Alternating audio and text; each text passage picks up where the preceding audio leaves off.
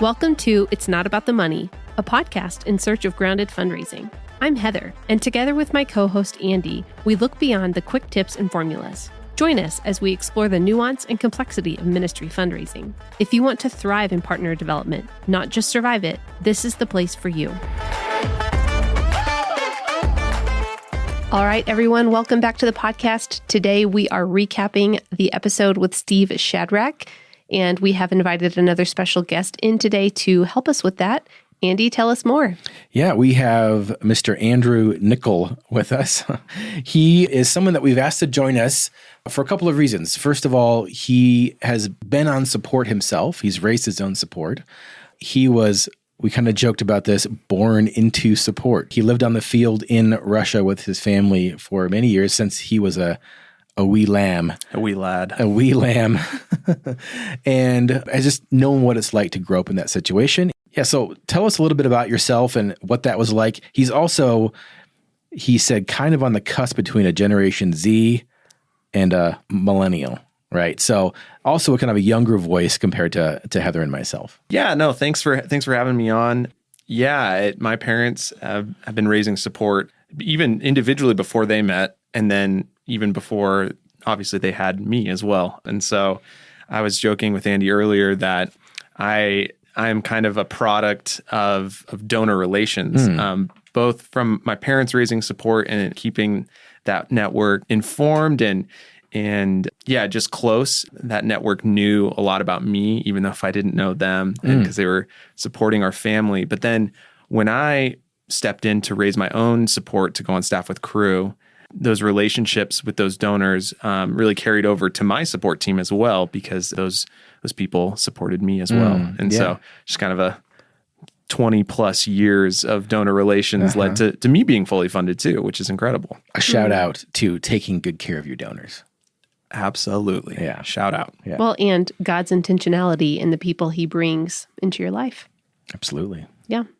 Awesome. Well, Andrew, we are really glad to have you and your voice and your perspective as part of this conversation. So we'd like to get started with just kind of asking the question, what stood out? Yeah, I mean, I think the first thing that stood out from the episode was, man, 22 inches for a rainbow trout is big. That's record setting. I know. It feels, I know. It's, good eating. It was a great flex by Steve to start the pod. Yeah. No, but more on a serious note, I really appreciated what Steve said about the idea of, obviously, like the title of this podcast, it's not about the money, that being about vision and relationship, that being such a core piece to what the fundraising experience is all about. And even the specific quote that I wrote down and talking about mobilizing people, your network. And if you don't mobilize that network that God's given you, then they will not be mobilized. Because just if you're looking at statistics and odds, it's like that's just not going to happen. And so that was such a cool, thought to hear about you mobilizing your network in order to do kingdom work is a form of ministry. Like that is such a cool idea and paradigm there. I love that you brought that up. I actually had very similar things that stood out to me. And I love that he said there is a strong similarity between fundraising and evangelism. He said there's unbelievable similarities between the two. And I like how he said it's important to find the balance between kind of assertiveness, being able to read the room, and then also being too vague. And I think that's true in fundraising. I also think it's true in evangelism. Like you have to be prepared, but you also have to approach it on the individual level. Yeah, and receive and act from the Spirit in those moments. Right. Yeah. Be prepared, but it's not mechanical, right? You have to listen well, and every interaction is different. Yeah, going back to something that Michael Card said, there's just not a program. Jesus interacted with people very differently. So I think that we can expect that our meeting with people can look very different as well and not like a formula or a program. Yeah. To go back to what Andrew mentioned just around the mobilizing your network, I want to read a bit of an expanded quote from that section and then go from there. Yeah. But here you are face to face with the potential mobilizing 100 believers to not only start to understand, but pray and give towards the Great Commission. Most of them would have never been mobilized if you had not taken that step to do that. So don't view support raising as a necessary evil. I view it as the once-in-a-lifetime opportunity, customized opportunity that God has given you to mobilize this precious network around you to really engage in the person and purposes of Jesus Christ on this planet. I love that. And honestly, kind of going back to another conversation we recently had with Carissa, she talked about how for years, how many years? 15 years, she had been working in a role. Almost 20. Almost 20. Yeah. She had been working in a role that really just positioned her to serve a very specific group of people. And then when it came time for her to seek partners and to go, she said that she had funding almost before she could ask for it because of this network, this group of people that she had been placed within and had been cultivating relationship with. And so for the reason you mentioned, Andrew, just that, statistically, if we're not engaging the people around us towards God's mission, is anybody else? I mean, I think that's a great question, but just also thinking of God's intentionality, right? Like where you are, what you're doing, even if it feels like it's totally disconnected from a call you may have in the future or something you've done in the past. I just think it's so grounding to remember that God has purpose and that when we are just walking in obedience to him, he's doing it. He's doing the work. He's sowing the seeds. He's preparing.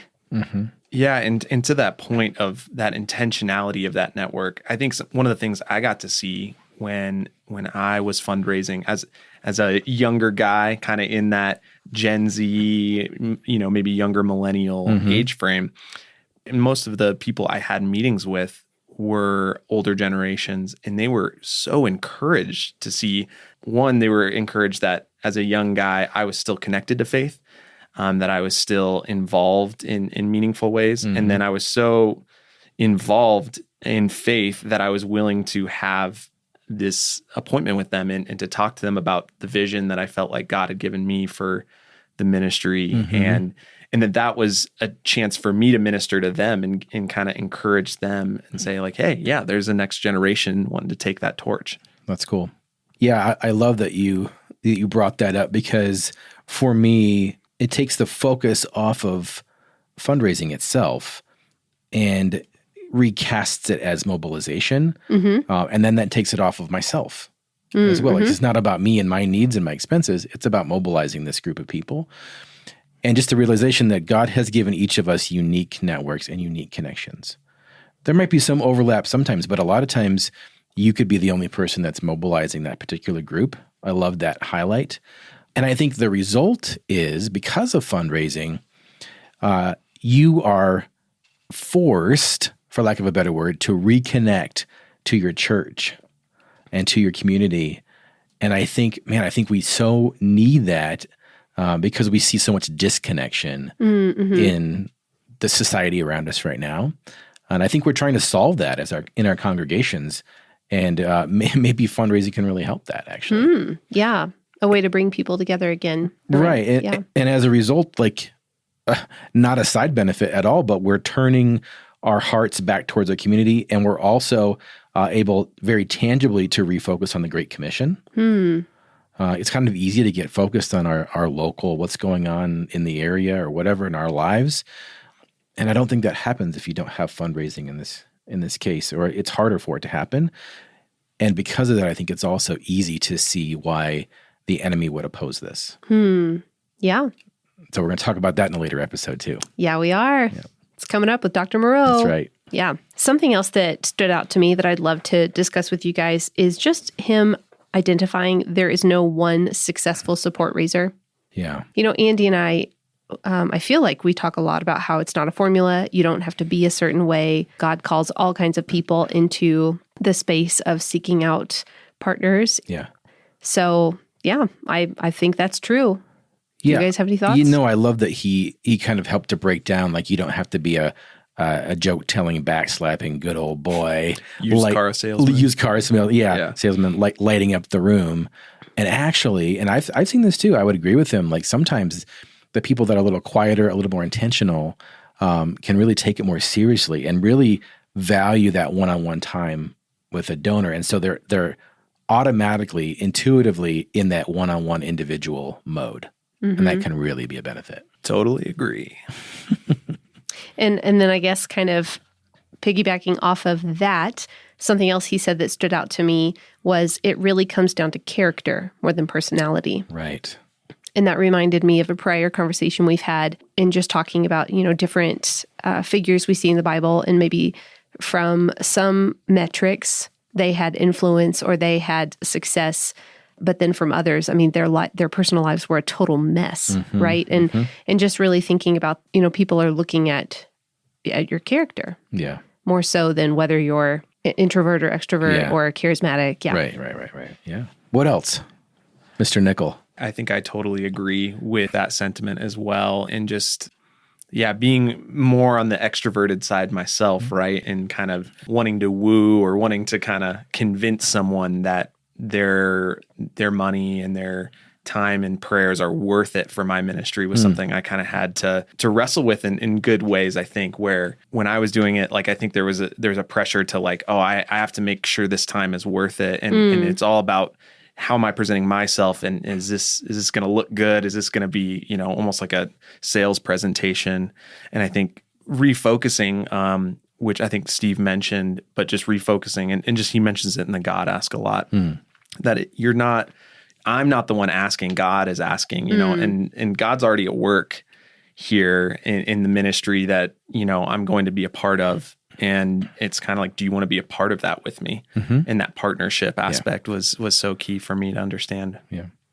Yeah, I love that he talked about, I mean, in your regular life, you can be some bold, competent person, but then all of a sudden you're sitting in a support appointment and you just kind of melt.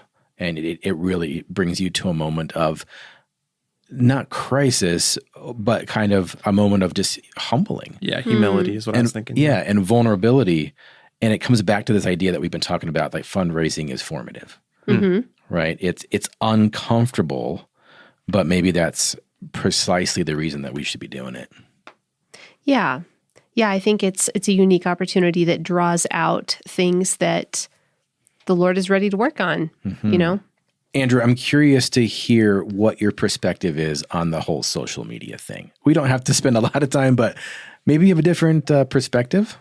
Yeah, no, I think the majority of the sentiment, I totally agree with Steve. And just that if you're throwing on your Facebook post or your Instagram page, like, hey, I'm doing this thing, like one sentence, and here's a button to go fund me or whatever that is.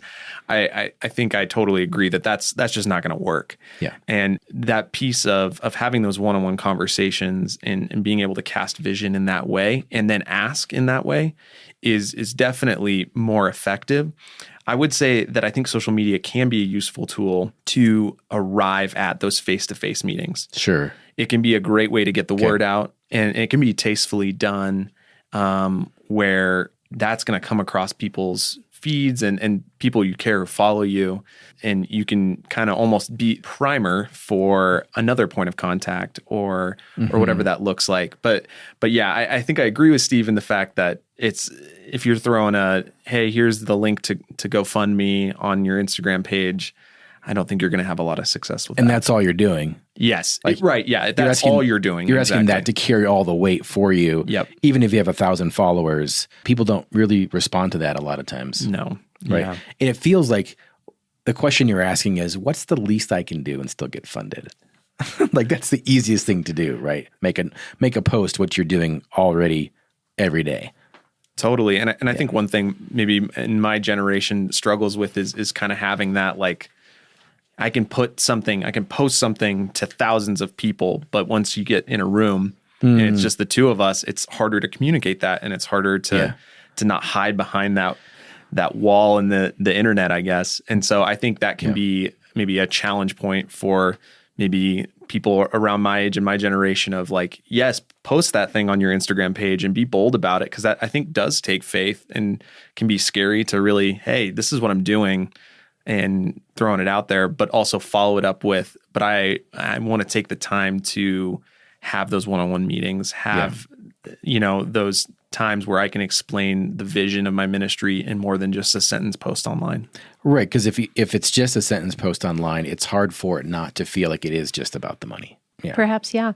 It is far more vulnerable to sit down in an embodied way with a person face to face and declare need or invite them into something when they may say no, and that would be okay. That's way more vulnerable. But, Andy, another thought I have, it maybe people take the path of social media because it's the path of least resistance. But I would encourage anybody with any of these principles, just be curious. Why does it feel more comfortable to me to put this on social media versus to contact people individually?